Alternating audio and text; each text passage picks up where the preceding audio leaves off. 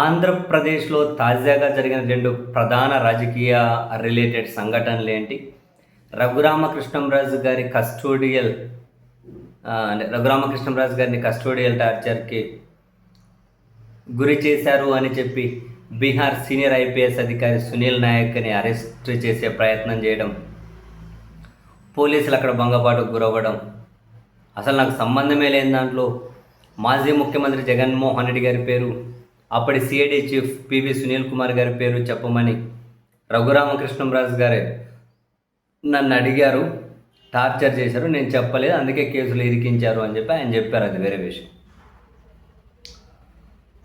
ఇదొక ఎపిసోడ్ నడుస్తూ ఉంటే, మరొకటి ఎమ్మెల్యేలు ఎంపీలు క్రీడా సాంస్కృతిక కార్యక్రమాలు అని చెప్పి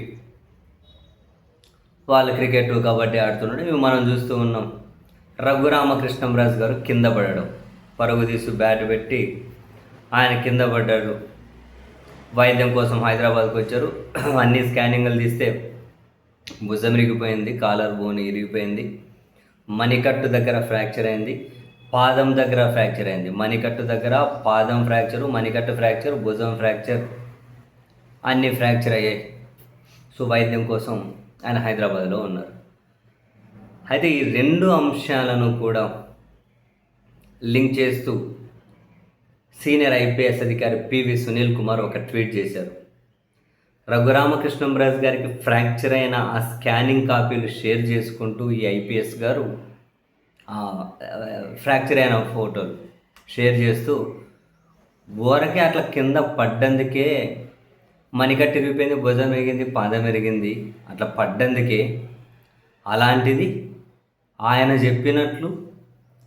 చెప్పినంత దారుణంగా కస్టడీలో కనుక ఎవరైనా కొట్టి ఉండింటే ఎన్ని ఇరిగిపోయి ఉండాలి? ఎవరైనా దారుణం కొట్టి ఉండింటే ఎన్ని ఇరిగిపోయి ఉండాలి? ఊరికే పడ్డందుకే ఎన్ని ఇరిగిపోయాయి. సో అబద్ధాలు అనేటివి దాగవు, మెల్లమెల్లగా నిజాలు బయటకు వస్తూ ఉన్నాయి అని చెప్పి పివి సునీల్ కుమార్ ట్వీట్ చేశారు. అంటే ఆయన చెప్పినట్టు కొట్టి ఉండింటే ఎన్ని ఇరిగిపోయి ఉండాలి, కింద పడ్డందుకే నిరిగిపోయాయి కదా అన్నది పివి సునీల్ కుమార్ పాయింట్.